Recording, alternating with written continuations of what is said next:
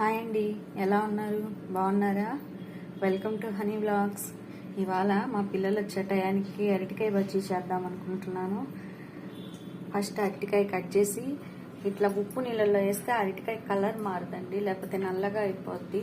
శనగపిండిని తీసుకున్నాను. శనగపిండిలో కూడా ఉప్పు, కారం, వాము వేసుకొని కొంచెం సోడా ఉప్పు వేసుకుంటే మెత్తగా వస్తాయి, లేకపోతే గట్టిగా వస్తుంది. కొంచెం వాము కూడా వేసుకుంటే బాగుంటుంది, స్మెల్ బాగుంటాయి బజ్జీకి. వాటర్ పోసుకొని పిండి బాగా కలుపుకోవాలి, థిక్గా కలుపుకునేసేసేయాలి.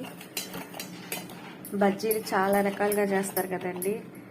మీకు ఏ రకం బజ్జీలు అంటే ఇష్టమో, మిరపకాయ, అరటికాయ, ఎగ్, టమోటా, ఆనియన్ అన్ని రకాలుగా బజ్జీలు చేస్తూ ఉంటారు కదా. ఇవాళ అరటికాయ కట్ బజ్జీ లాగా చేద్దాం అనుకుంటున్నాను. స్టఫింగ్ చేసేసి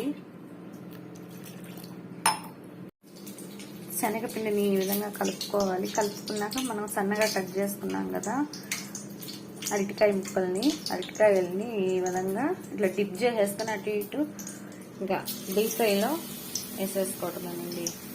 డీప్ ఫ్రై చేసేసుకోవాలి.